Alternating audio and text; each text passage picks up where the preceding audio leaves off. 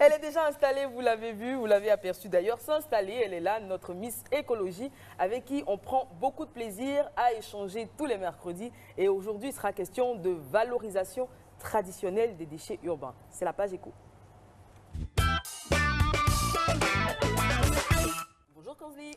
Bonjour Eva, bonjour Marco, vous allez bien? Ça va très très bien. Hein. Aujourd'hui, vous allez ramener de la salade encore? Non, non. Alors, dites-nous tout, il s'agit de quoi? Alors aujourd'hui, nous allons valoriser, moi je ne dis pas déchets parce que c'est un trésor. Et tout ce qu'on pense que c'est des déchets, ce n'est pas des déchets, c'est plutôt une source de trésor. Alors nous allons parler justement de cette source de trésor qu'il faut valoriser. C'est tout ce qui est ce qu'on appelle déchets, hein, déchets traditionnels, déchets ménagers, déchets industriels et autres. Comment valoriser cela? Comment transformer cela? Alors vous savez que les innovations techniques et technologiques ont fait que ces ressources-là sont à un certain niveau et contiennent d'autres ressources encore qu'il faut valoriser, qu'il faut transformer. Et comme on le dit, hein, rien ne se perd, tout se transforme. Exactement. Et justement, aujourd'hui, nous parlons de ça et vous savez que la Côte d'Ivoire, d'ailleurs, dans ses innovations, expérimente hein, ce tout premier projet de type de développement durable en Côte d'Ivoire. Et c'est aussi ce tout premier projet de carbone de la zone UEMOA qui a été justement enregistré au protocole de Kyoto. Et pour cela, nous avons approché aussi un technicien qui nous parle de l'importance, la principale mission de cette technologie, de cette innovation, je dois dire industrielle, cette innovation de valorisation des déchets traditionnels de nos ménages. La mission, c'est de valoriser les déchets en produisant de l'électricité et puis de l'engrais biologique. On prend les déchets, on les verse quelque part. C'est tout. Dans tous les pays africains, c'est comme ça. Alors Kanzli, oui. On continue. Quelle est la principale mission de cette technique? Alors la première mission, c'est de récupérer ces déchets. Qu'on les dépose dans un endroit, vous allez voir justement avec l'image qui va passer maintenant, cet élément vidéo. Généralement, on rassemble dans un espace à ciel ouvert. Nous avons l'exemple d'Aquedo où nous déversons nos déchets. Dans ces déchets-là, on peut trouver des déchets industriels, des déchets médicaux, des déchets, enfin, tout ce qui est déchets. Et puis, ces déchets, justement, vont pourrir.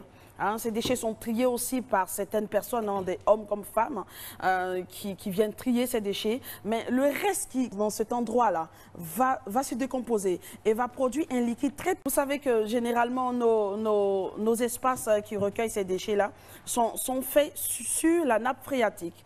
Et donc, ce jus putride va rentrer dans notre nappe phréatique et va contaminer justement tous les canaux de distribution d'eau dans nos ménages, dans nos villes et autres. Donc, ce sont des risques, justement, que nous courons avec ces déchets à ciel ouvert.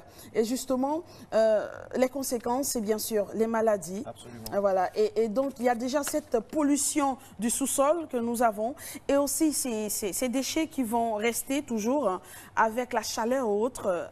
Il y a cette odeur qui va se dégager, qui va, je vais dire, polluer l'atmosphère et contaminer justement la nappe, comme je l'ai dit tantôt, et puis va aussi aller jusqu'à la couche d'ozone, qui est très dangereux, qui va dégrader la couche d'ozone, qui est très dangereux pour d'abord nous-mêmes, notre pays, pour le continent et pour le monde entier, et surtout que nous parlons des changements climatiques. Donc justement, ce sont des facteurs qui, je dois dire, qui amplifient les effets du changement climatique. Donc il faut faire très très attention. Et heureusement, il y a des techniques pour, je dois dire, transformer tous ces déchets-là, transformer tout ce qui se dégage dans l'air. C'est une nouvelle technique, je l'ai dit tantôt, c'est des techniques innovantes. Et je pense que la Côte d'Ivoire devait vraiment s'approcher de ces techniciens pour mettre en exergue, pour, je dois dire même, utiliser ces techniques-là pour avoir aussi de l'énergie. L'électricité et bien d'autres énergies. C'est un genre de récupération qu'il faut. Tout à fait, tout à fait. Et justement, avec notre technicien, M. Catier, nous allons comprendre justement comment se passe cette récupération des déchets.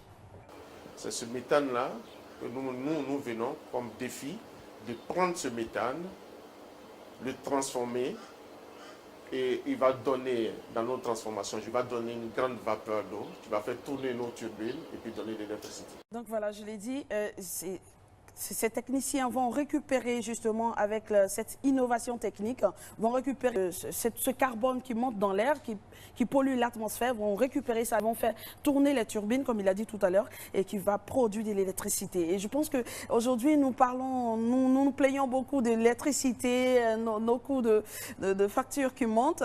Je pense que c'est des techniques qu'il faut utiliser pour aussi pour que le consommateur aussi ait un choix en matière de belles solutions alternatives. Tout à fait. Donc voilà. Merci beaucoup. Merci. Rosalie, on se dit au revoir. Au revoir. La semaine prochaine, on va plancher sur quel thème déjà? Alors, on va toujours parler de ces innovations technologiques et techniques dans le monde, dans le domaine de l'urbain durable. Donc voilà. Merci beaucoup. Vous Merci. avez remarqué, mesdames et messieurs, qu'à Matin Bonheur, nous épinglons tous les sujets du droit à l'économie en passant par tout ce qui vous permet de vivre. C'est le but. Il est exactement 6h23 à Koukourandoumi. C'est quelque part un magnifique endroit aux alentours d'Aboisseau. Merci d'être avec nous pour ces matinales. Voici